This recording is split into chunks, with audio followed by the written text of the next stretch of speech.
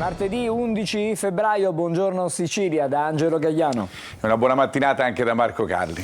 C'è tanta cronaca questa mattina. Per cominciare il nostro appuntamento di oggi, un'operazione antimafia a Palermo dalle prime luci dell'alba. Sono 183 i provvedimenti mirati a disarticolare i mandamenti mafiosi del capoluogo e anche della provincia. 40 anni di carcere inflitti a 5 imputati, tutti presunti gestori dei nuovi affari della mafia italo-americana. Li ha comminati il Tribunale di Palermo agli esponenti delle famiglie mafiose di Partinico, Borgetto e Torretta nel Palermitano. Si tratta degli uomini delle cosche della provincia di Palermo che avrebbero, secondo l'accusa, fatto rinascere l'asse fra la città siciliana e New York, rimesso in affari le stesse famiglie che negli anni '80 erano state colpite dal Blitz, Pizza Connection. Gli affari adesso riguardavano non soltanto la droga, ma anche le scommesse sportive e l'import-export di prodotti agricoli. A scoprire la rinascita di questo asse furono i poliziotti della squadra mobile di Palermo, insieme a quelli del Servizio Centrale Operativo della Polizia di Stato e in collaborazione con l'americana FBI. Le condanne comminate oggi sono soltanto la prima tranche del processo e riguardano i presunti boss che hanno deciso di essere giudicati con il rito abbreviato. La pena più pesante, 16 anni, è stata comminata a Salvatore Prestigiacomo, 8 anni invece sono stati inflitti a Giovan Battista Badalamenti, che si trova libero e vive negli Stati Uniti. Fra 4 e 6 anni e mezzo le altre condanne. A reggere i fili in America sarebbero i Gambino, gli eredi di Frank Calì, assassinato nel 2019 davanti alla sua casa di Staten Island. L'uomo chiave in Sicilia sarebbe stato l'anziano Francesco Rappa, che negli anni 70 era stato arrestato a New York. Ricostruite anche decine di estorsioni a imprese edili negli States. Questo è il servizio sulle condanne della mafia italo-americana. Adesso andiamo da Marco Carli, fra poco faremo vedere il servizio dell'operazione in corso a Palermo. Marco. Sì, perché sul Giornale di Sicilia ci sono dei riflessi sull'ultima notizia che abbiamo dato, sul servizio che avete appena sentito. Andiamo sulla prima pagina del Giornale di Sicilia perché dopo l'apertura che è dedicata alla politica, ci torneremo durante la nostra rassegna stampa dedicata alle nostre questioni regionali e anche al dato ambientale, fiumi ingrossati per le piogge ma gran parte dell'acqua che si perde, oltre al Festival di Sanremo che comincia oggi. Nel taglio basso della prima pagina del Giornale di Sicilia, del quotidiano palermitano, ritroviamo appunto la notizia che abbiamo dato in questo servizio di Maglio Viola: ricostruiti i legami con gli Stati Uniti. Mafia del Palermitano inflitte 5 condanne, colpite le famiglie di Partinico, Borgetto, Torretta. Altri 2 imputati hanno scelto il rito ordinario, gli affari con gli stupefacenti e il racket delle estorsioni. Angelo. Grazie Marco. Adesso vediamo l'operazione antimafia di Palermo che ha portato a 183 provvedimenti. Vediamo.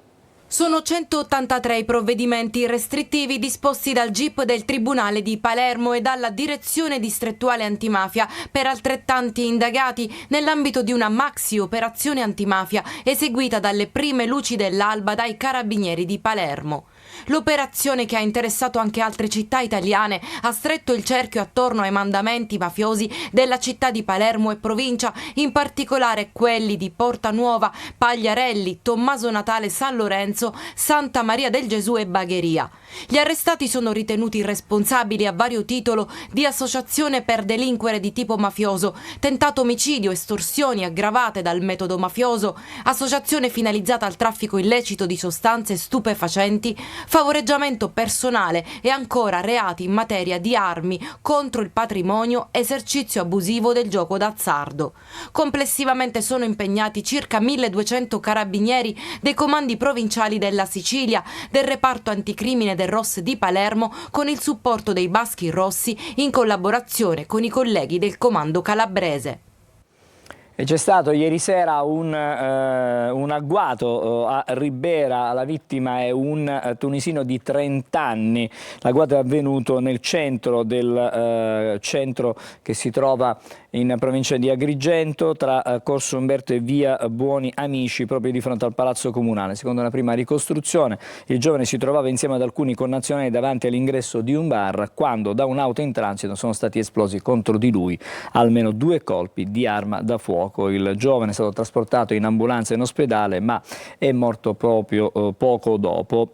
Sulla vicenda stanno indagando adesso i carabinieri di Ribera. E adesso invece andiamo a sentire intanto Marco Carli su questa vicenda, se abbiamo abbiamo notizie su questo. Abbiamo la notizia riportata proprio dalla Sicilia di Catania, ci andiamo subito, vi facciamo vedere il titolo con questa pioggia di piombo per un tunisino in pieno centro. Oltre alle notizie che hai dato tu, Angelo, vi faccio leggere anche le dichiarazioni di Antonio Nuara, parroco della chiesa San Pellegrino di Ribera, che dice: sparatoria in pieno centro, si ipotizza un regolamento di conti nell'ambito della droga. Ribera diventa sempre più insicura e invivibile. Questo ha detto appunto Don Antonio Nuara, parroco della chiesa San Pellegrino di Ribera, appena appresa la notizia del grave fatto di sangue che si è verificato proprio nella serata di ieri. E altro fatto, diciamo, di cronaca, perché questo però è stato risolto, nel senso che in meno di 24 ore dopo l'accoltellamento di un giovane tunisino che è avvenuto stavolta però a Castelvetrano, i carabinieri hanno fermato un coetaneo, un 25enne suo connazionale. Il giovane, che è stato ferito, adesso in gravi condizioni, all'ospedale civico di Palermo.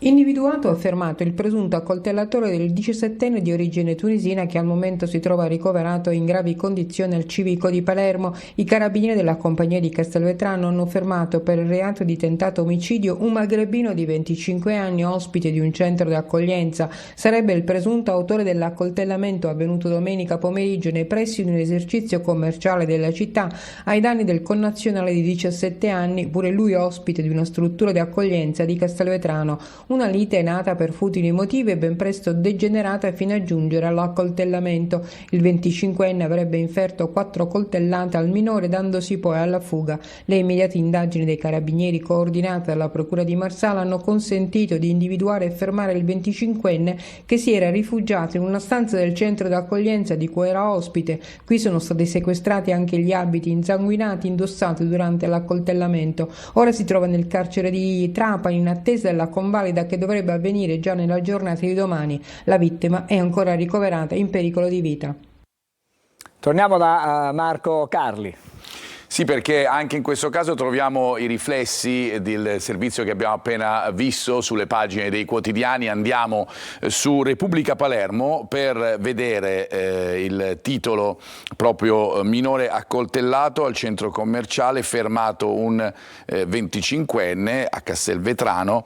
Andiamo a vedere anche qualche parte del pezzo per darvi anche magari qualche dettaglio ulteriore. Dal racconto dei testimoni tra i due ci sarebbero state ruggini pregresse, domenica si sarebbe trattato di una resa dei conti. Nella stanza della persona fermata, i militari di Castelvetrano, coordinati dalla procura di Marsala, hanno sequestrato anche gli abiti insanguinati indossati appunto durante l'aggressione. Adesso siamo a Catania, tornerà il gas nel quartiere Trappeto e anche a Sannullo, rimasti senza metano assieme ad altri comunque rioni della città dopo l'esplosione che è avvenuta proprio a causa di una fuga di gas, e c'è stato anche in quella circostanza il crollo di 2 palazzine. Nel pomeriggio di ieri è stata la prova dei tecnici che ha dato degli esiti positivi. La fiamma si è accesa in via Sebastiano Catania, alta e vivida, segno che non ci sono bolle d'aria, e il gas scorre correttamente nelle condotte della rete nei quartieri di Trappeto Sud e Sannullo. Un test importante. I residenti tirano un sospiro di sollievo, questione di giorni, e potranno tornare ad utilizzare i fornelli e fare docce calde. 3.000 le utenze che pian piano verranno riattivate. Un lavoro molto impegnativo che richiederà giorni, ma il peggio, almeno per queste aree, può dirsi passato. Abbiamo esternalizzato il servizio proprio per procedere in modo più veloce, e andranno appartamento per appartamento, dico, nella speranza di trovare tutti gli abitanti, diciamo, dei singoli appartamenti, e poter riattivare le utenze una per una. In attesa di riavere il gas restano i quartieri di San Giovanni Galermo Nord e tutta la zona adiacente l'area dell'esplosione. Qui il lavoro è molto più complesso, migliaia le persone in attesa. 3 settimane fa la grave perdita di gas che ha comportato la deflagrazione e il crollo di 2 palazzine, persone ferite, altre intossicate, e poteva di certo andare peggio con la perdita di vite umane. I tecnici di Catania Rete Gas continuano incessante il loro lavoro. Marco, di certo questa è una buona notizia, bisognerà capire quali saranno i tempi poi perché tutti possano riavere di nuovo l'allaccio del gas. E questo è giusto, anche se è una buona notizia che viene sotto certi aspetti giustamente celebrata da parte dei giornali, tant'è vero che sulla Sicilia l'apertura, come spesso avviene, stiamo sulla pagina di Catania, come spesso avviene sul quotidiano, è accompagnata dalla foto, da quella fiammata che abbiamo visto nel servizio di Adelaide Barbagallo e da questo titolo, Et Fiat Gas, a Trappeto Sud e Sannullo, verso il ritorno alla normalità, ma per le aree più vicine alla zona rossa l'attesa è ancora lunga. Vi porto anche nella pagina interna della Sicilia di Catania per farvi vedere ancora la foto con appunto la fiammata, una prova tecnica, si è trasformata nell'occasione per mostrare il lavoro in corso per ridare gas appunto a quella zona della città, e il titolo in questo caso è relativo proprio a quella fiamma che abbiamo visto, la fiammata del metano che torna nei tubi. Per Viale Tirreno ancora, ecco qui insomma ci sono delle tempistiche in questo senso, ancora qualche settimana. Per le zone limitrofe all'esplosione bisogna fare un bypass, dice Todaro. Questo nasce anche, pensate, il Comitato Ripristino Gas, vogliamo un risarcimento danni, dicono, per le famiglie di Trappeto Nord che sono rimaste senza per tantissimo tempo. Adesso ti porto a Randazzo e porto tutti voi che si state seguendo questa mattina perché c'è stata una bella vincita di un milione con appena 4 euro giocati. Tutto questo praticamente in una ricevitoria con il 10 e l'8. Vediamo. 4 euro per guadagnarne 1 milione è la supervincita registrata a Randazzo nel Catanese, giocati al 10 e l'8, 10 numeri con oro e doppio oro nella ricevitoria Gulino in via Bonaventura. La giocata milionaria è avvenuta intorno alle 12 di domenica mattina, sconosciuto l'autore della vincita. Non si sa se si tratti di uno scommettitore abituale oppure di qualcuno che ha tentato la fortuna una tantum. Possibile che si tratti di persona di passaggio, essendo Randazzo la domenica particolarmente frequentata anche da gente non del luogo, in quanto viene allestito il mercato domenicale che è uno dei più grandi dell'Interland. Ad ogni modo c'è tanta curiosità in paese, una curiosità che molto probabilmente però dovrà rimanere delusa. Sono molto felice che c'è stata questa vincita nella mia ricevitoria. Non ho proprio idea di chi sia stato perché sono tabacchi di passaggio e quindi entrano tante persone che non conosco. Spero che chi ha vinto ne faccia un buon uso e che magari ci pensi. La notizia della vincita si è già diffusa sui social, in tanti fanno gli auguri al fortunato o alla fortunata. Il 10 e l'8 si basa sul principio dell'estrazione casuale di 20 numeri vincenti su 90. Torniamo ai quotidiani e ripartiamo da cosa a questo punto? Ripartiamo dalla prima pagina della Sicilia, dopo aver fatto in bocca al lupo ovviamente al fortunato e ai fortunati vincitori. Andiamo sul quotidiano di Catania per vedere un po' quelli che sono i titoli principali. Tanto spazio alle notizie che arrivano dall'estero e anche ovviamente dall'Italia, ad esempio la guerra dei dazi, ne parleremo poi nella parte dedicata alle notizie nazionali e internazionali, con le mosse di Trump, grande protagonista della scena politica internazionale del momento, e poi la tanto attesa stasera per Sanremo 2025, la prima serata con il grande ritorno di Carlo Conti. Sì? Ah, ecco. Lo faremo per tutta la settimana, da qui a venerdì lo faremo con la nostra Veronica Barbarino.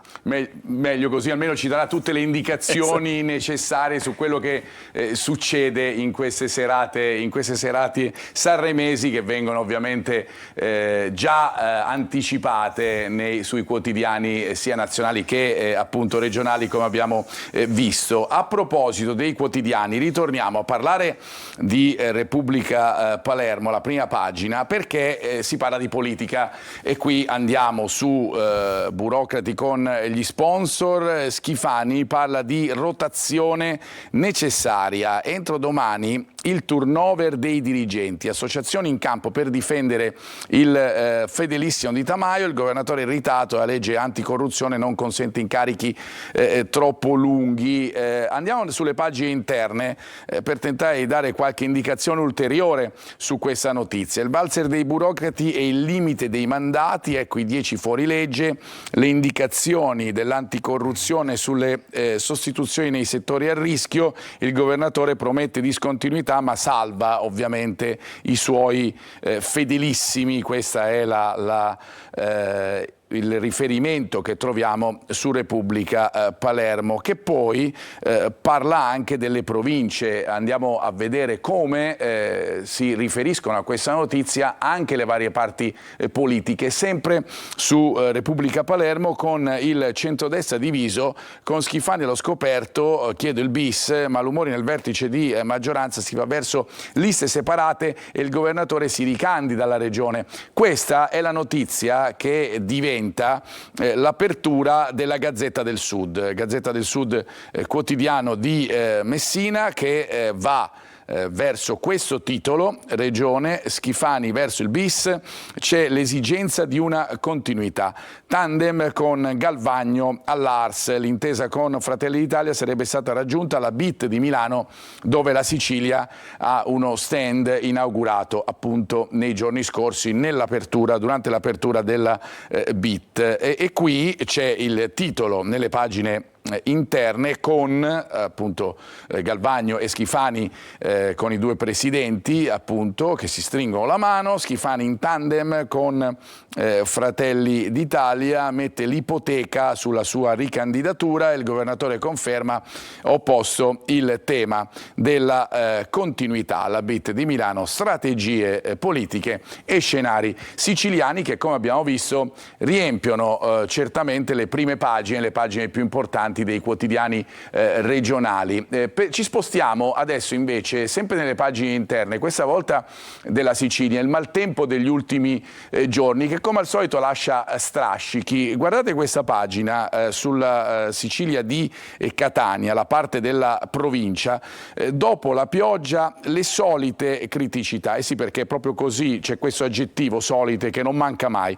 Allagamenti a Fondachello, strade danneggiate a Giarre e Riposto, detriti a Torre Archirafi, occhi puntati sul torrente Cozzi, ma il cantiere che sta operando sull'alveo sta continuando a rimuovere le vecchie tubazioni. Questo quanto leggiamo dopo il maltempo che ha colpito la Sicilia.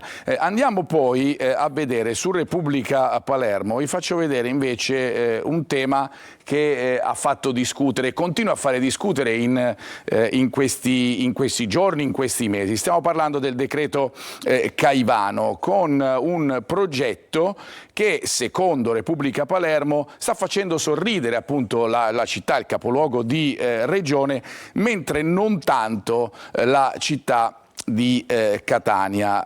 A Borgonuovo giovedì la presentazione degli interventi di riqualificazione del quartiere, stiamo parlando Borgonuovo, ovviamente quartiere di Palermo. San Cristoforo, l'altro progetto che invece è dedicato a un quartiere di Catania, appunto San Cristoforo, timori a Catania che gli interventi non siano mirati agli obiettivi fondamentali. È un monito arrivato e che arriva anche da Monsignor Renna. Questo è un tema certamente significativo, così come quello dell'occupazione.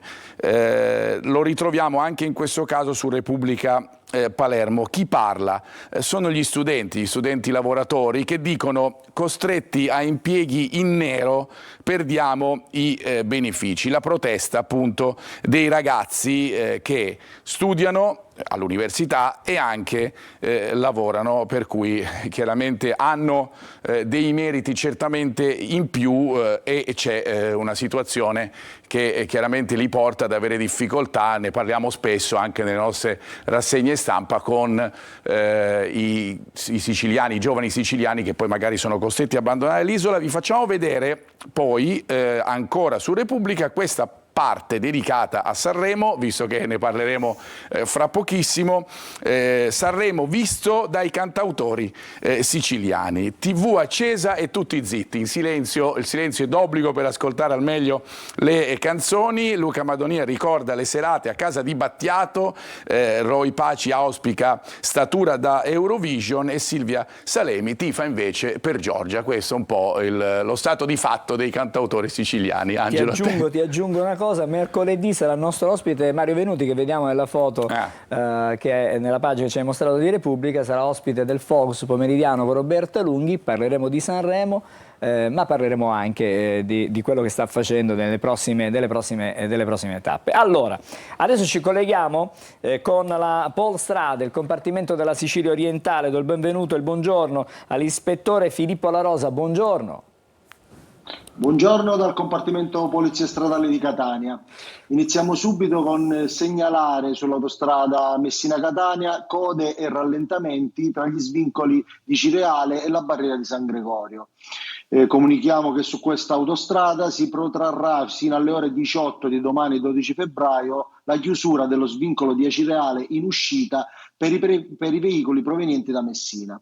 Andiamo adesso sulla tangenziale di Catania, dove si segnalano le consuete code per traffico intenso in direzione Siracusa dallo svincolo di San Gregorio in direzione sud verso Catania Centro. Sulla strada statale 121 Catania-Paternò, code e rallentamenti tra Piano Tavola e Mister Bianco. Andiamo adesso sull'autostrada Catania-Siracusa-Modica, ove comunichiamo la riapertura del tratto compreso tra Avola e Cassibile in direzione nord. La riapertura è avvenuta, ma la circolazione avviene con doppio senso di circolazione e permane il divieto di transito per i mezzi pesanti superiori a 7,5 tonnellate. Ci spostiamo adesso sull'autostrada Catania-Palermo, ove persiste la chiusura dello svincolo di Enna in entrata e in uscita in direzione Catania. L'uscita consigliata per raggiungere Enna è lo svincolo di Mulinello, in alternativa di Taino. Un'ulteriore chiusura è quella dello svincolo di Caltanissetta in direzione Catania, che è in fase di risoluzione perché sono in corso dei lavori di ammodernamento di questa rampa. Ultima segnalazione è quella sulla 192, strada statale 192 Valle del Dittaino, dove permangono dei lavori di demolizione del ponte Dittaino. La Polizia Stradale consiglia il percorso alternativo rappresentato dall'autostrada A19 Catania-Palermo tra gli svincoli di Agira e Catena Nuova in entrambe le direzioni di marcia. Adesso il consueto consiglio degli amici della Polizia Stradale, oggi rivolto ai genitori, in particolar modo in questo periodo in cui noi della Polizia Stradale siamo impegnati in tante campagne di sicurezza stradale nelle scuole di ogni ordine e grado. Quindi ci rivolgiamo ai genitori, ai quali suggeriamo, consigliamo e chiediamo il massimo rispetto delle regole del codice della strada, in particolare le cinture di sicurezza e sull'uso del telefono cellulare, in particolar modo quando a bordo dei veicoli insieme a loro viaggiano minori, figli o comunque ospiti occasionali, che invitiamo di sistemare tramite gli appositi sistemi di ritenute, e soprattutto quello che chiediamo loro è di rappresentare per i più piccoli un esempio, perché un grammo di buon esempio vale più di un quintale di parole. Dalla Polizia Stradale è tutto, buona strada.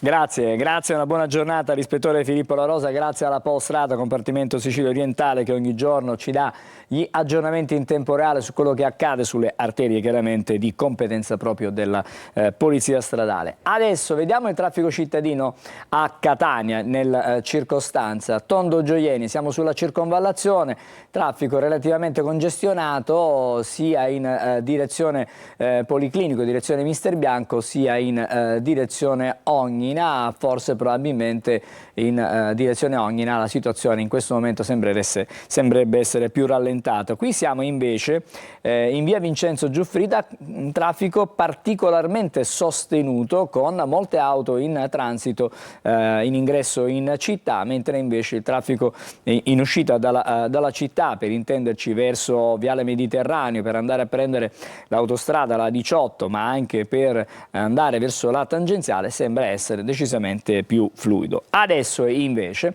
ci fermiamo, c'è un'altra breve sosta che facciamo e poi subito dopo riprenderemo con la lettura dei quotidiani nazionali per i fatti non solo italiani ma anche quelli che arrivano dall'estero. Tutto questo fra pochissimo con Marco Carli.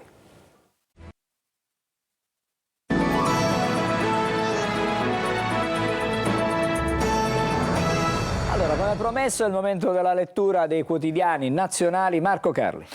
Eh sì, andiamo a leggere, fra poco lo faremo, i quotidiani nazionali. Che cosa ritroviamo? Soprattutto un protagonista su tutti, che lo è negli ultimi giorni, sicuramente lo è stato da quando è diventato ufficialmente il Presidente degli Stati Uniti, cioè Trump, perché è lui che dice, che parla della situazione nella striscia di Gaza e dice succederà l'inferno, anche perché Hamas sembra aver deciso di stoppare il rilascio degli ostaggi. Dunque la tregua è a rischio. Si parla poi anche sui quotidiani nazionali di intelligenza artificiale, perché c'è una maxi offerta da parte di Elon Musk, e poi andando nei confini nazionali della sfiducia per Santanchè. C'è poi ovviamente Sanremo per andare a temi più leggeri e il calcio, perché ieri si è conclusa la giornata di Serie A e oggi incomincia invece il playoff di Champions League, come sempre in campo le squadre italiane. Andiamo sul Corriere della Sera con questo titolo: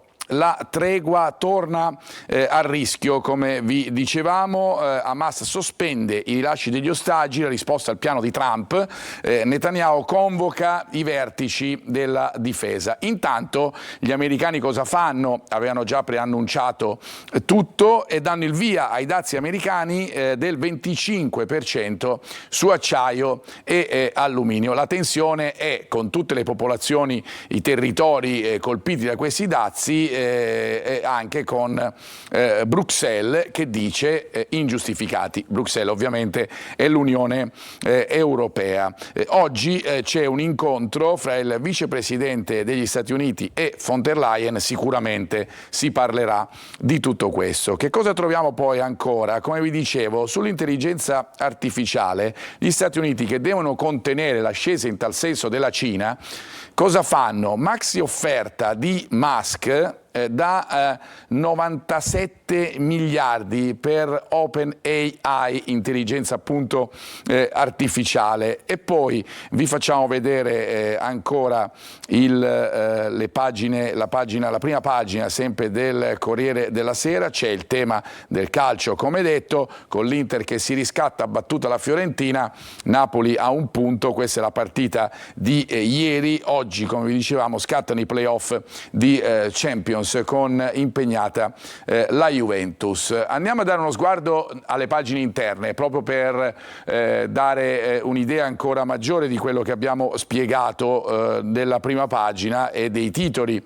delle prime pagine. Ad esempio, Hamas che blocca i rilasci, Israele che a questo punto parla di tregua a rischio, e poi c'è il piano, guarda caso, ancora degli Stati Uniti, ovviamente, che hanno piani un po' per tutto, lo hanno anche per la striscia di Gaza, e che avrebbe fermato appunto i miliziani. Sono saltate le garanzie americane, sabato era prevista la liberazione di 3 ostaggi e 190 detenuti, e poi c'è questa frase di Trump che ovviamente fa molto effetto: così sarà l'inferno. Andiamo ancora avanti con con il muro proprio sollevato da Trump che dice che arrivano i dazi ovviamente sull'acciaio, e l'Europa che replica non è giusto che ci siano barriere ingiustificate, serve collaborazione, un'Europa chiaramente in difficoltà. È chiaro, quando una superpotenza come gli Stati Uniti si mette di traverso non è certamente facile riuscire ad arginarla. Dicevamo poi delle situazioni in casa nostra, in casa italiana, ovviamente fa discutere il caso Santanchè, in aula per la sfiducia con Forza Italia e Lega che sono assenti. Mozione di sfiducia presenti in 12 di Fratelli d'Italia, la ministra contestata dall'opposizione, il PD che dice Meloni ricattata, polemiche ovviamente continue sotto l'aspetto politico. Ancora una piccola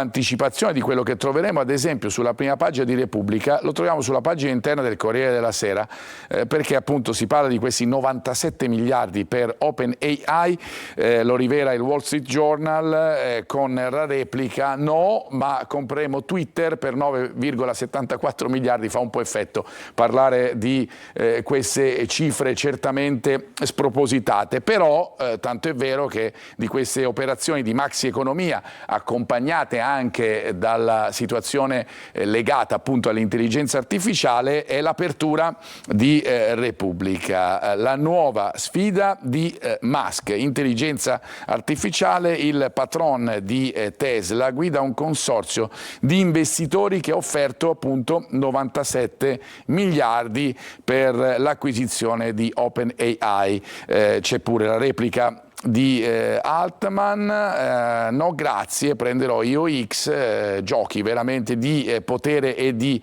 economia. A proposito di compro, di comprare, di acquistare, Trump lancia anche questa particolare scelta o idea: compro Gaza, Hamas frena sugli ostaggi, tregua in bilico. Insomma, una situazione sempre più incandescente nel Medio Oriente, come sappiamo. Andiamo poi sulla Stampa, che apre proprio con questa frase che in effetti è indicativa un po' dell'idea in questo momento degli Stati Uniti: i dazi, entrare su tutto, chiaramente sulle politiche di pace, e dunque non fa certamente scalpore più di tanto, anche se la notizia è questa frase appunto di Trump: compro Gaza, Hamas che blocca gli ostaggi, la battaglia dei dazi, la Cina che risponde agli Stati Uniti sull'acciaio, conto da 14 miliardi e noi, insomma gli italiani che parlano di una trattativa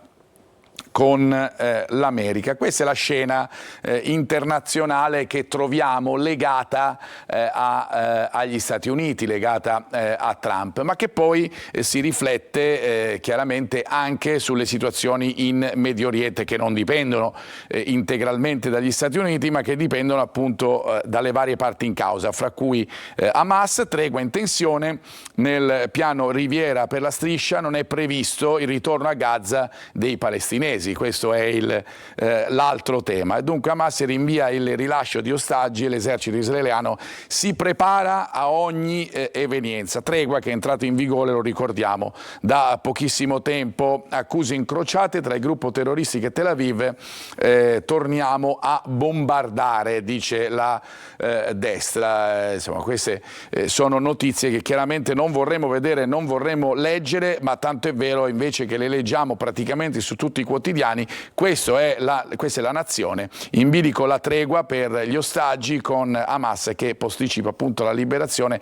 Trump vuole la striscia, così fa saltare le garanzie. E poi, per andare appunto a temi più leggeri, visto che c'è questa foto del conduttore accompagnato dagli altri due conduttori della prima serata, stasera via al Festival di Conti, con lui Scotti e Clerici, il red carpet e le ultime prove. E poi il gossip, dice il conduttore, non sarà Sanremo Island, ci auguriamo di sentire delle belle canzoni e che siano veramente loro le protagoniste del festival e non le chiacchiere. Vi facciamo vedere poi, per concludere, 2 pagine legate all'economia, perché riguardano le tasche un po' di tutti noi. Allora, sul Sole 24 Ore, il costo dell'elettricità con il più 44% in un anno. A gennaio il prezzo medio all'ingrosso è salito a 143 euro al megawattora, il costo è superiore del 25% a quello della Germania e del 40% rispetto a quello della Francia. Una situazione delicata questa in Italia. Sul Quotidiano del Sud invece si parla di pensioni e ci sono delle anticipazioni sulla sentenza della Consulta, tagli nel mirino, la rivalutazione dei trattamenti pensionistici alle variazioni del costo della vita. La notizia circola sul web a cura di siti di studi professionali, ma troverebbe conferma anche in ambienti della Consulta che hanno annunciato essere in arrivo a giorni le comunicazioni ufficiali. Angelo, a te. Bene, grazie Marco. Adesso una breve sosta, vediamo le previsioni meteo per la giornata di oggi e poi in studio, torneremo ancora in studio con il primo degli ospiti della mattinata. A fra poco. Un saluto e ben ritrovati da Daniele Berlusconi di Trebi Meteo. Il tempo si mantiene molto dinamico sull'Italia, un nuovo fronte perturbato raggiunge i settori centro-settentrionali nella giornata di martedì, mentre in Sicilia rimane attiva un po' di variabilità che darà luogo a qualche piovasco a carattere sparso, specialmente tra Siracusano e Ragusano. Sul resto dell'isola tempo in prevalenza asciutto, seppur con qualche nuvola sparsa e ampie schiarite sul litorale tirrenico. Le temperature si mantengono stazionarie, il clima non sarà particolarmente freddo. Durante il giorno si raggiungono facilmente i 15-16 gradi su gran parte delle nostre località. Per quanto riguarda la giornata di mercoledì avremo maggiore instabilità sul versante orientale della Sicilia con qualche pioggia, sarà invece più asciutto su quello occidentale con prevalenza di schiarite. Ventilazione nel complesso debole e mare generalmente poco mosso. Anche le temperature si mantengono stazionarie con valori massimi intorno ai 15-17 gradi. Per il momento è tutto, maggiori dettagli sull'app di Trebi Meteo. Devi sapere che i funghi Pleurotus, questi di qui, trattati con aglio, prezzemolo e un po' della loro acquetta, hanno un sapore quasi come se fossero vongole. Ah, precise per proprio. Cui facciamo un falso ragù. Cioè, stavo pensando la stessa cosa, diciamo, guarda queste vongole fresche, di acidezza. Dove le pescate? Ecco, facciamo questo lavoro qua. Sono quelle dell'Argentina? No, sì, esatto. Quelle... Guarda, si stanno schiudendo. Dobbiamo tenere l'acqua da parte, giusto? Ah, hai tolto la rete? Sì. Quelle dentro la cozza. Sono già... La cosa, come si chiama? Il muschietto? Il muschietto, che cos'è il muschietto? Metto? Io? Vai. Ecco. Metti così, magari dentro la padella. Che scappano, sono vive. Allora, quindi l'hai assaggiata di nuovo? Ma hai messo un altro po' di sale per caso? No, l'ho lasciato come... Basta, la pasta devo condire.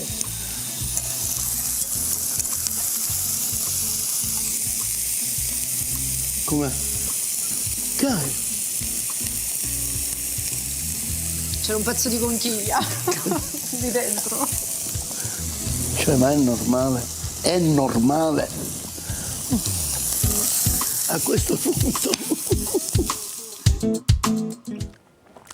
Simpaticissimi. Allora, buongiorno al nostro primo ospite, buongiorno a Ugo Nicosia, buongiorno, che è docente della Fondazione Italiana Sommelier Bibenda. Stamattina parliamo dei dazi, di cui abbiamo già avuto modo di sentire e leggere sui quotidiani nazionali. Di fatto sono già attivi per diverse materie e per diverse nazioni.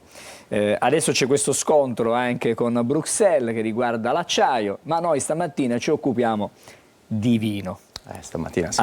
E ci occupiamo soprattutto di quello che può rappresentare l'arrivo dei dazi sull'export italiano. Quindi Trump in qualche modo lo ha già annunciato, ci saranno per tutti. Adesso bisogna prendere le giuste contromisure. Cominciamo con ordine, cerchiamo di capire. Ma anche perché lo ha già fatto, abbiamo il precedente, quindi dal 19 al 21 c'è stata un'imposizione di dazi del 25% e questo ha fatto sì che poi si creassero non pochi problemi, perché dal punto di vista Trump è una protezione, diciamo, dei mercati americani a vantaggio di quelli che possono essere i consumi interni. Poi però questo si traduce in grossi problemi chiaramente per tutto il comparto. Già c'è il toto stime di quello che potrebbe succedere, c'è un osservatorio della Unione Italiana Vini che stima che nel 2025, se come si dice, insomma, Trump dovesse rimettere questi dazi, si potrebbe avere una perdita del comparto vino, quindi anche noi Sicilia, di 330 milioni di euro, quindi è una bella botta. E c'è un po', insomma, di paura e di allarme in questo momento, perché si parla di numeri che potrebbero essere sul 20% sui vini fermi e un 10% sulle bollicine. Perché quindi tasserebbero di meno gli americani le bollicine? Sì. Pare di sì. Perché c'è una resistenza interna? C'è una particolare passione del cliente, diciamo, del bevitore americano sulle bollicine, per cui c'è proprio pressione interna sull'evitare che ciò possa raggiungere quote del 20%, ma questo chiaramente, insomma, comunque tiene molto in allarme tutto il comparto. Adesso io le chiedo, chiaramente non si conoscono ancora quali sono i termini, non si conoscono ancora le percentuali di questi dazi, però indubbiamente i produttori in questo momento hanno diciamo, tanti problemi da affrontare e da risolvere. Come si fa a cercare di porre rimedio a questo tipo di imposizioni, perché chiaramente ne risentirebbe, come diceva prima lei, l'economia, l'export in maniera forte, consistente. È un tema che mi tocca anche in maniera diretta, perché sono anche un export manager di un'azienda vinicola e quindi stiamo già provando a ragionare sulle contromisure, anche perché l'eventuale imposizione di dazi significherebbe il nostro vino che arriva sugli Stati Uniti a prezzi decisamente più alti e questo ovviamente spaventerebbe il consumatore americano. Quindi le strade sono diverse. La prima, quella diciamo che tutti auspicano, è che dal punto di vista politico ci sia la possibilità di porre freno a questa condizione, perché ancora non è certo, sebbene è particolarmente probabile. Un'altra cosa interessante potrebbe essere quella di andare a fare delle campagne di marketing che convincano il consumatore americano del perché il prodotto made in Italy ha questi prezzi, puntando magari su delle operazioni di comunicazione che vadano a sottolineare il vantaggio del vino italiano. C'è anche la possibilità di diversificare quelli che sono i paesi sui quali investire nell'export, perché sebbene la Sicilia abbia come sfogo negli Stati Uniti una grandissima parte appunto della internazionalizzazione, ci sono altri mercati emergenti come l'Asia o ancora il Nord Europa o paesi dove non ci sono questi dazi. Per esempio l'Inghilterra prima della Brexit era un altro mercato particolarmente importante, ma potrebbe essere un vantaggio, anche perché questo significherebbe davvero alzare i prezzi in una maniera importante. Le faccio una stima: una bottiglia di vino che parte dall'Italia arriva poi al tavolo del consumatore americano almeno 4-5 volte il prezzo, quindi stiamo già parlando che un Etna, la nostra eccellenza locale, può arrivare al consumatore americano a 100-150 dollari a bottiglia, e questo potrebbe essere un problema. E questo sicuramente potrebbe essere un problema, ma c'è da in qualche modo affrontare anche la concorrenza, che non è soltanto rappresentata dal prodotto statunitense che è sul posto, ma la concorrenza da parte degli altri paesi, anche europei. Assolutamente, tra l'altro questi dazi potrebbero non impattare su altri paesi produttori, cito per esempio il Sudafrica, piuttosto che i paesi come l'Australia e la Nuova Zelanda, che dal punto di vista del vino si chiamano mondo nuovo, e questo chiaramente impatterebbe ancora di più sulla difficoltà, proprio perché questi paesi intanto esportano a prezzi che sono decisamente più bassi rispetto a quello che è l'Italia. L'Italia deve giocare la sua partita, a mio parere, sulla grande qualità e sulla diversificazione. In Italia esistono più di 500 tipi diversi di uve, che sono credo più di 2/3 del patrimonio vitivinicolo mondiale.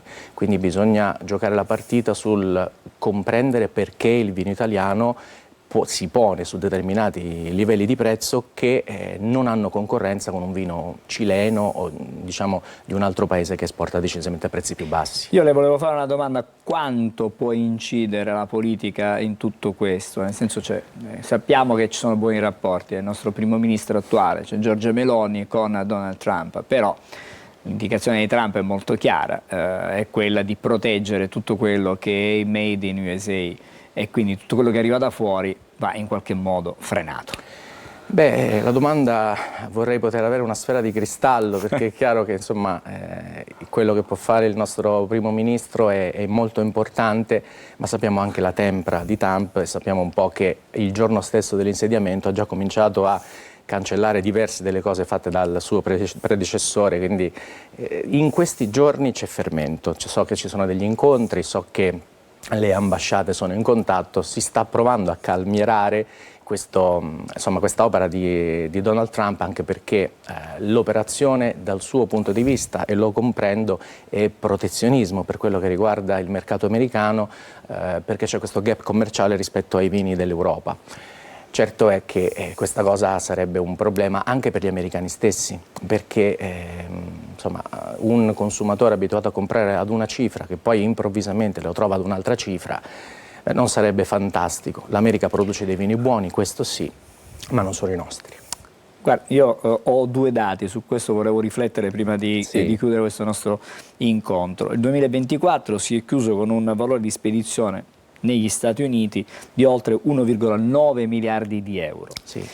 E poi ci sono le stime di Svimez, che ipotizza due scenari con i dazi. Lei magari l'ha accennato all'inizio, 10-20%. La Sicilia in tutto questo perderebbe dal 2,9 al 5,9% di export, che sono numeri significativi. Noi abbiamo parlato di cifre importanti. Eh sì, assolutamente sì, anche perché gli Stati Uniti per il mercato siciliano sono molto molto importanti. Le dico che ci sono 3 stati fondamentalmente, che sono New York, New Jersey e California, dove noi esportiamo praticamente il 49% dell'export, quindi sono numeri davvero preoccupanti. 50% di fatto. Sono davvero preoccupanti, perché tra l'altro negli Stati Uniti in questo momento c'è grande attenzione. Dico Sicilia, ma voglio dire ancora una volta Etna, perché in questo momento c'è una crescita esponenziale dell'attenzione del consumatore americano nei confronti di questi vini, che si pongono già su un livello di prezzo importante. Non è economico il vino etneo, onestamente, quindi sono numeri che fanno preoccupare decisamente. Numeri che fanno preoccupare, e allora l'idea diciamo, dei produttori è comunque quella di fare in ogni caso squadra, perché serve fare squadra, altrimenti si arriva poi, se uno va per conto proprio, rischia veramente di sbattere contro un muro. Sì, per questo ci sono i consorzi, che sono proprio questi gruppi che permettono di essere più forti e non essere solitari ad affrontare, come dire, Davide contro Golia. Ci sono delle strategie che si possono attuare, come quelle per esempio di intervenire sui costi del packaging. In questo momento la Stupiroma, gli Stati Uniti cercano vino in lattina, cercano vino dealcolato, cercano vino che probabilmente anziché in bottiglie, che sono sempre più leggere, possono essere anche in bag-in-box. Quindi qualche possibilità c'è, diversificare i mercati come le dicevo in precedenza, ma secondo me tanto convincere anche del perché il prodotto made in Italy vale la pena di pagarlo di più. Quindi bisogna lavorare tutti insieme e fare un'opera, prima diceva lei, di grande marketing e di grande pubblicità, per sottolineare quelle che sono le qualità del vino che arriva dalla Sicilia. Grazie a Ugo Nicosia, docente della Fondazione Italiana Sommelier Bibenda. Buon lavoro, in bocca al lupo. Grazie a voi, buona giornata. La sfida è importante. Viva il lupo, speriamo bene. Ci fermiamo ancora, fra poco saremo di nuovo insieme.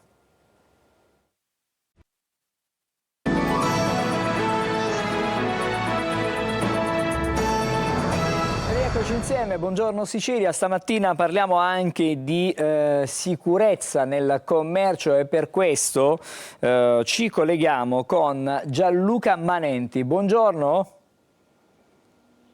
Buongiorno. Buongiorno, il presidente regionale di Confcommercio Sicilia. Sì, allora, buongiorno. quello della sicurezza è un problema che in qualche modo investe tutti noi ogni giorno. Però è indubbio che chi ha un'attività e chi chiaramente vive di questa attività va incontro a problemi che i cittadini, non tutti i cittadini in ogni momento hanno, perché stare dentro un negozio, un'attività e avere timore che da un momento all'altro possa entrare un malvivente, si possa incorrere in un atto criminale, in qualche modo condiziona pesantemente tutto questo. Voi di Confcommercio fate un appello, e il vostro è un appello accorato alle autorità, alle istituzioni, perché qualche cosa si possa fare. Cerchiamo di capire intanto qual è il vostro obiettivo, che cosa come si vuole raggiungere e chiaramente in quale tempo. Cominciamo dalla serenità nell'ambito del lavoro.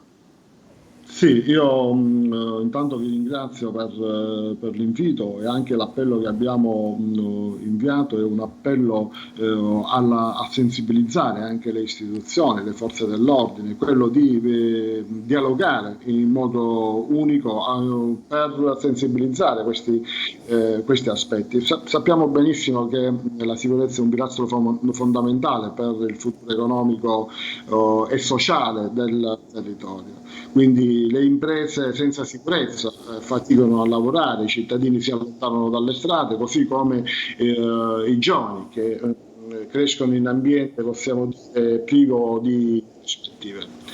E noi, come associazione di categoria, insieme alle altre associazioni datoriali, chiediamo un impegno concreto, come più controlli, più prevenzioni, quindi più collaborazioni tra, così come ho detto poc'anzi, tra istituzioni e forze dell'ordine e anche il mondo produttivo. E noi siamo pronti anche a fare la nostra parte attraverso anche progetti di legalità, mettendo anche in piedi, come ho detto poc'anzi, anche un dialogo costruttivo per garantire le città più sicure, più vivibili, più attrattive. Quindi abbiamo fatto una manifestazione la scorsa settimana, dove tutti i cittadini, tutta la società civile, i sindaci di tutti i comuni hanno manifestato contro gli episodi che sono successi di micro e macro criminalità importanti nelle città iblee,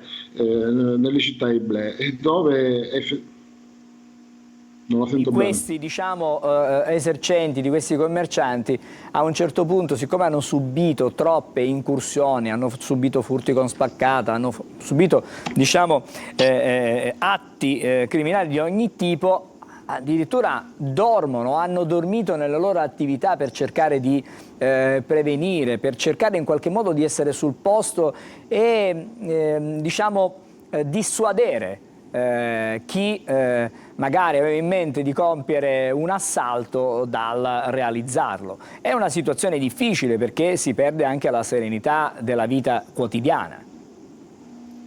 Sì, infatti questi eventi hanno superato, possiamo dire, la soglia di guardia e quindi hanno generato delle preoccupazioni tra i cittadini.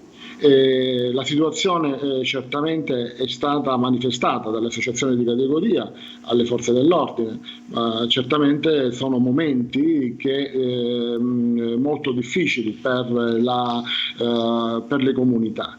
E qui l'intervento dell'associazione di categorie, che siamo rappresentanti dei commercianti, delle imprese, dobbiamo fare la nostra parte, la parte chiedendo anche il potenziamento delle forze dell'ordine, di una migliore sorveglianza per monitorare, possiamo dire, le attività per prevenire e monitorare le attività criminali. Poi anche abbiamo chiesto una pianificazione urbana inclusiva con progetti, possiamo dire, di spazi pubblici che siano sicuri e inclusivi, anche l'illuminazione adeguata, questa per dissuadere, possiamo dire, i comportamenti illeciti. E poi l'educazione e il coinvolgimento dei giovani, attraverso anche la manifestazione che è stata fatta la scorsa settimana, i giovani hanno manifestato insieme alla società civile.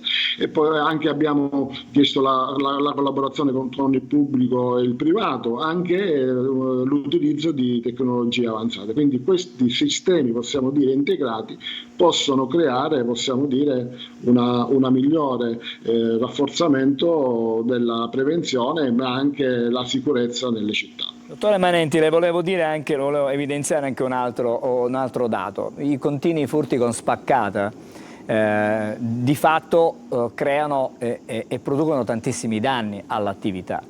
Capisco che magari le attività saranno assicurate contro anche gli atti vandalici, però è un disagio perché non si può operare, perché per molti giorni magari si resta fermi, perché bisogna anticipare le risorse economiche in attesa magari che poi ci sia il risarcimento da parte dell'assicurazione. Tutto questo evidentemente penalizza e incide parecchio sul comparto.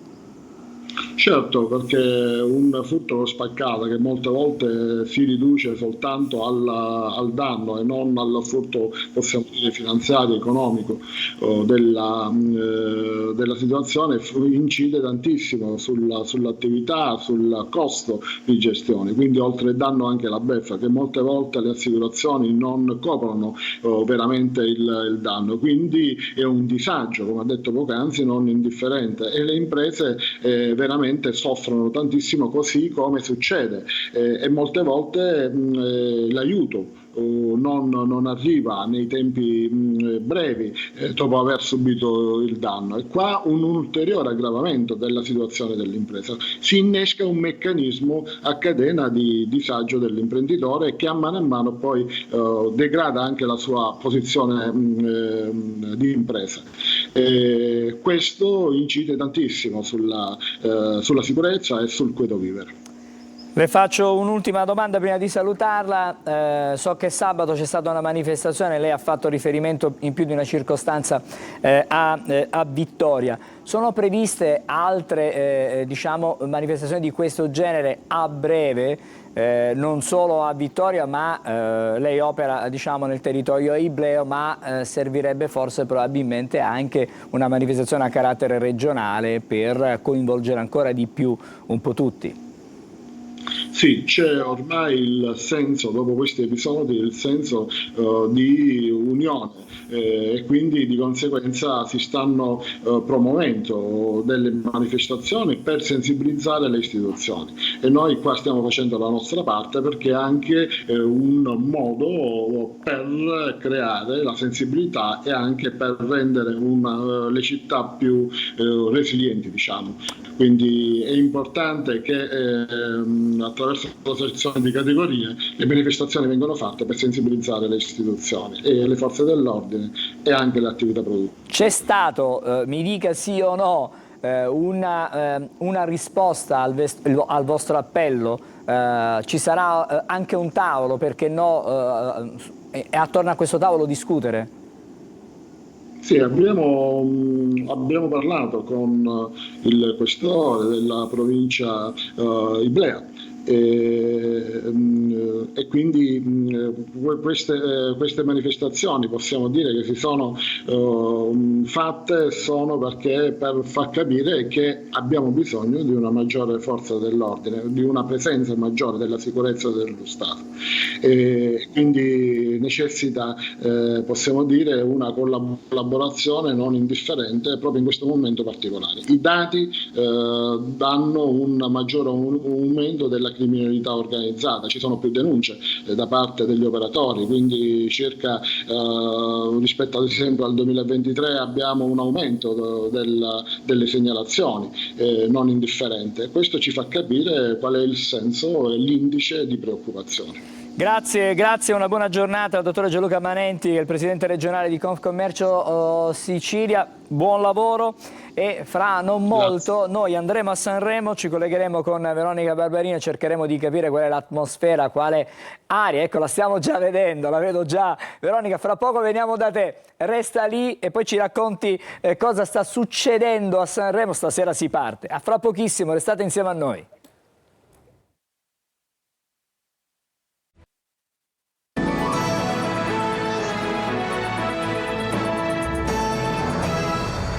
Adesso voliamo a Sanremo con Veronica Barbarino. Buongiorno Veronica.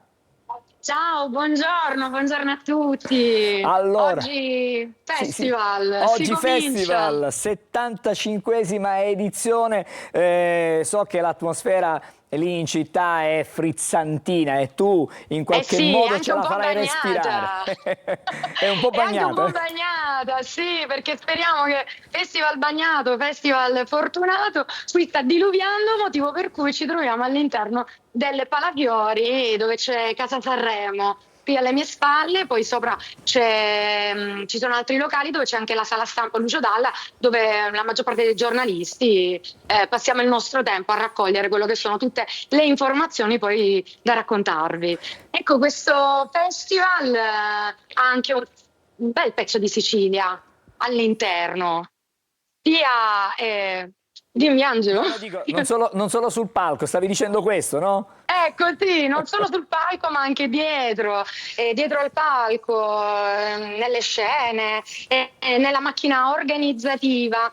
Parlando del palco, ovviamente troveremo dopo anni di assenza in gara Marcella Bella, nelle vesti poi di co-conduttore il divertente Nino Frassica, poi la bellissima Miriam Leone e come ospite speciale troveremo anche Cristiano Malgioglio.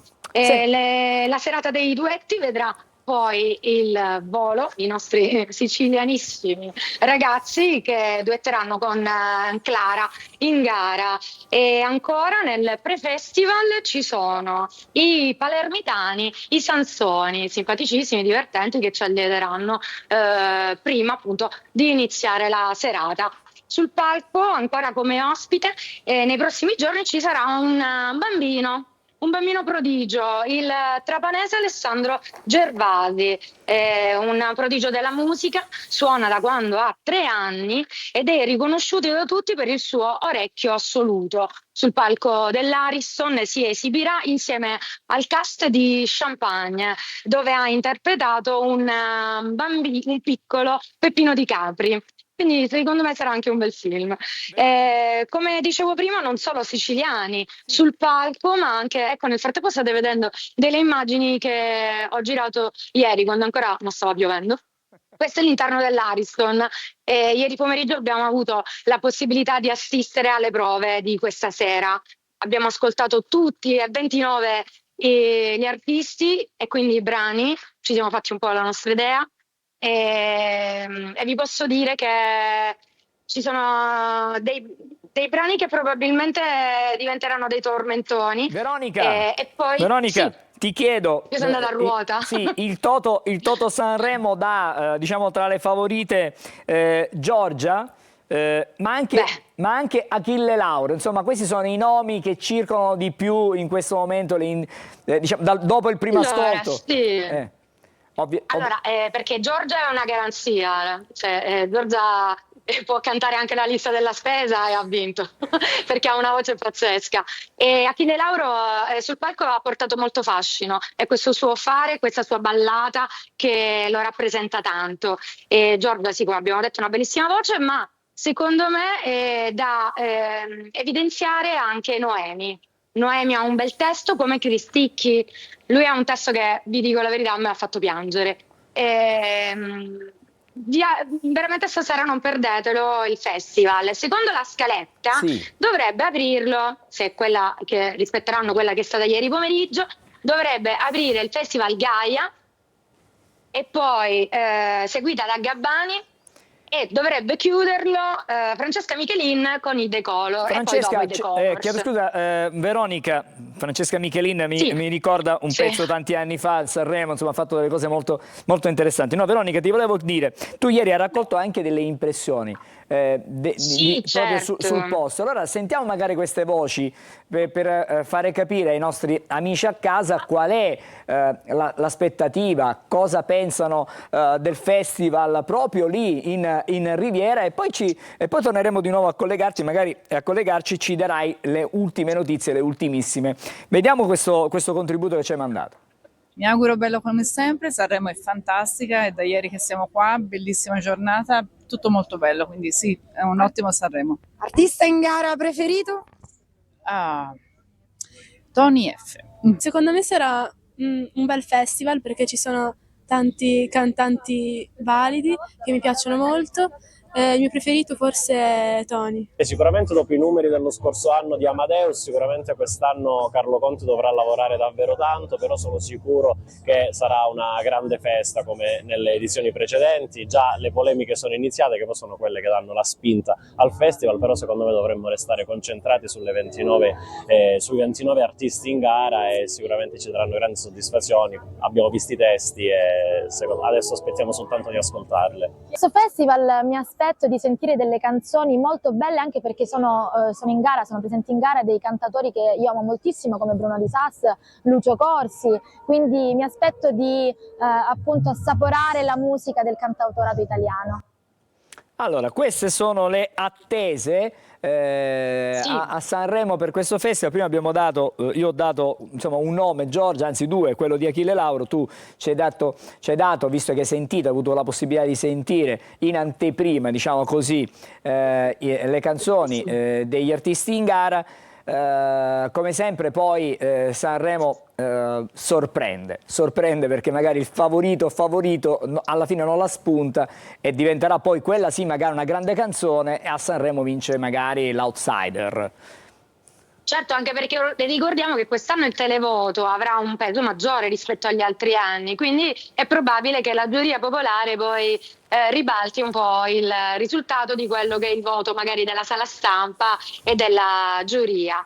Staremo a vedere. Comunque in giro c'è appunto tanta curiosità per questo festival targato Carlo Conti, perché i numeri dell'anno scorso e degli anni precedenti portati da Amadeus sono veramente alti, quindi batterli sarà difficile. Ci puoi scandire la giornata di oggi, Veronica? Ci puoi scandire la giornata di oggi? Come sempre a mezzogiorno ci sarà la conferenza stampa. La conferenza stampa, sì, con ovviamente il presentatore e poi con i co-conduttori di questa sera, che saranno Antonella Clerici, Gerry Scotti, e poi ci saranno ospiti Giovanotti, Noah e Mira Awad. In Piazza Colombo invece si esibirà Raff questa sera, perché c'è un palco montato anche in Piazza Colombo, che la state vedendo adesso in questo momento. Questa qui è Piazza Colombo, e poi durante la giornata ci saranno delle conferenze stampa con gli artisti. Si inizia con artisti emergenti, comunque vi terremo aggiornati e magari vediamo di beccare la nostra Marcella Bella, la stiamo rincorrendo. Allora, sarebbe bello. Facciamo così, chiaramente tu anche durante il telegiornale ci regalerai uno spicchio di Sanremo, quindi nei nostri telegiornali, quello delle 13:30 su Antenna Sicilia, delle 14 su Telecolor, ci darai, diciamo, le ultime, anche l'attesa per questa serata inaugurale del festival. Ti do intanto, ti auguro il buon lavoro. Da questa mattina sarai con noi ogni giorno fino a venerdì con Buongiorno Sicilia, e quindi ogni giorno poi commenteremo. Lo faremo domani con le canzoni che avremo sentito, saranno tutte quante. Immagino stasera finiremo molto tardi, si farà notte, ma noi domani mattina saremo presenti e racconteremo il Festival di Sanremo. Grazie ancora Veronica, buon lavoro. Ciao a tutti. Grazie, ciao. Grazie. Adesso noi ci fermiamo, ci sono le pillole di Almanacco e poi andremo a scrutare le stelle. Oggi 11 febbraio è la giornata internazionale per le donne e le ragazze nella scienza. una ricorrenza dedicata a riconoscere il ruolo che le donne e le ragazze svolgono nel campo scientifico e tecnologico e per promuovere la piena e uguale partecipazione femminile nella scienza, sostenendo l'empowerment delle donne e delle ragazze. Le cosiddette discipline STEM, cioè scienza, tecnologia, ingegneria e matematica, sono state da sempre caratterizzate da un significativo divario di genere, più o meno rilevante a seconda dei diversi contesti nazionali, ma generalmente riscontrabili in tutto il contesto globale. A livello statistico, nel campo della ricerca, la percentuale femminile di ricercatori, stimata intorno al 33,3%, tende ad avere una vita lavorativa più corta e peggio pagata. Fortunatamente negli ultimi anni in Italia sembrerebbe esserci un'inversione di rotta, con varie iniziative e riconoscimenti come Più donne nella fisica dell'Istituto Nazionale di Fisica Nucleare, che nello scorso ottobre ha premiato 23 brillanti studentesse provenienti da tutta Italia. Ma sapete come funziona il pacemaker? Lo stimolatore cardiaco, o pacemaker, è un dispositivo a batteria impiantato nel torace che corregge le anomalie del battito cardiaco inviando al cuore impulsi elettrici. Presenta al suo interno un microprocessore che acquisisce i dati sull'attività cardiaca. Quando individua segnali anomali, il microprocessore istruisce il generatore di impulsi del pacemaker a trasmettere impulsi elettrici a bassa tensione agli elettrodi collocati nel cuore per stimolare la contrazione del muscolo. Quando il battito ritorna alla normalità, smette di inviare impulsi elettrici ma continua a monitorare il cuore.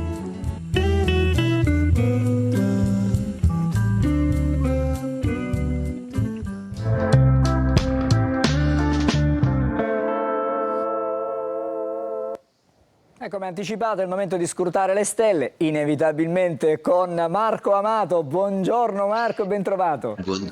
Buongiorno Angelo, buongiorno Sicilia, ben trovati. Allora, stamattina non possiamo non parlare di Festival di Sanremo. Tu sei un appassionato di musica, questa è la settimana, questa è la tua settimana.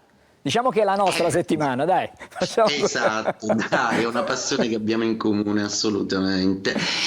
Sanremo, fiori, musica, e in questo caso anche caffè. Allora, gli segni favoriti tra i cantanti, un po' scrutando le stelle, perché proprio mi ha incuriosito moltissimo, vediamo un po' le stelle cosa dicono sulla kermesse sanremese, sono due e sono Toro e Cancro. Allora, per il Toro, la previsione dell'astrologo, chiaramente ne scomodo due bellissime, peraltro brevissime, che sono Giorgia ed Elodie. Per il Cancro, molto favorito sembra Stash dei Colors. Ebbene, mi permetto anche di annoverare un'altra Cancro che è stata brevissima ancora prima di iniziare e che per me personalmente è la vincitrice morale già del Festival di Sanremo, che è Cristina D'Avena, che ha spopolato in questi giorni proprio perché ha creato la sigla del Fanta Sanremo e quindi con una cover di Occhi di gatto ha presentato in anteprima le prime note legate a questo festival. Bene, allora la previsione l'ho fatta, sarà un Sanremo sotto l'insegna di una settimana uraniana, quindi Urano, pianeta dei suoni, della tecnologia, ma anche degli imprevisti, quindi aspettiamoci molte sorprese da questo festival. Oggi Luna in Toro e Urano un po' arrabbiato, quindi cosa succede per Ariete? Deve stare un po' attenta alle finanze, mentre il Toro è un po' nervosetto. I gemelli si fanno forti e si avvantaggiano di intuizioni molto molto fulminee, ma loro si sa sono il segno dell'intelligenza. Il Cancro assolutamente in ripresa proprio perché questi tafferugli zodiacali e planetari sono un po' a suo vantaggio e finalmente trova delle soluzioni. Leone, forte presenza anche di dislocazione lavorativa che la impegneranno il Leone in tutta una serie di cose nuove. Vergine, vi sentite un po' tagliati fuori ed estromessi da tutta questa bailam zodiacale, in cui però Urano sorprendentemente vi fa fare una mossa in più e vi convincerete che oggi è tutto più bello. Bilancia, assolutamente interessante questa configurazione perché la Luna in Leone, via amica, è piena di amici e dà nuova affinità elettive. Scorpione, interessantissimo in questa settimana di sanremese il fatto che voi siete proprio quelli più legati ai ricordi, un po' di nostalgia per uno Scorpione creativo. Ebbene, viaggi per il Sagittario, magari qualcuno si regherà proprio a Sanremo, ma il Sagittario in questo momento è molto irrequieto. Capricorno, decisamente Urano vi dà quello switch in più che aspettavate da tempo, quindi usatelo. Acquario, siete proprio il segno di Urano, quindi alti e bassi di nervosismo, ma grandi emozioni questa settimana. Pesci, trasportati dalle note uraniane, sarete molto curiosi e osservatori, ma soprattutto oggi dovrete stare attenti ad una Luna in Leone che dovrà essere brava a coordinare tutto. E detto questo, vi auguro buona settimana sanremese. Buongiorno Sicilia, ciao Angelo. Grazie Marco, una buona giornata anche a te, ci rivediamo domani mattina. Io vado da un Marco all'altro, dal nostro Marco Amato a Marco Carli. Andiamo un minutino sulla prima pagina della Gazzetta dello Sport per chiudere, passando dalla musica allo sport, musica interpretata con l'oroscopo, ma allo sport in questo caso, perché il calcio, come abbiamo detto all'inizio delle nostre rassegne stampa della trasmissione, non va mai in vacanza. Conclusa la giornata di campionato c'è subito la Champions e allora il titolo è questo: giovane Juve fai la grande. Allo Stadium all'andata dei playoff di Champions, con la Juve impegnata contro il PSV, guidata da Colomoni che sta facendo benissimo in questa fase di campionato. Fra parentesi, l'altra squadra impegnata insieme all'Atalanta e alla Juve sarà il Milan, con João Felix che dice io come Kakà, e con Seisao è tentato di schierare 4 punte nella partita di domani con il Feyenoord. Intanto in campionato, come detto, c'è stata la vittoria dell'Inter che ha vendicato la sconfitta di giovedì con la Fiorentina. Vera Inter, questo è il titolo, si rivede la grinta dei campioni, decide Arnautovic, con Inzaghi che dice meglio se criticano me, mentre Palladino, allenatore della Fiorentina, contesta il primo gol dell'Inter. Grazie Marco, ci ritroviamo con Buongiorno Sicilia domani mattina. Buon lavoro anche a te Marco, buona giornata a tutti voi. Non possiamo questa mattina, chiedo scusa, pensavo al Festival di Sanremo che comincia stasera, quindi proprio per stasera il Festival di Sanremo inizia. Ma l'11 febbraio del 2017 Francesco Gabbani vinceva il Festival di Sanremo con Occidentali Scarma, e allora noi chiudiamo come sempre in musica e lo facciamo con Francesco Gabbani. A domani!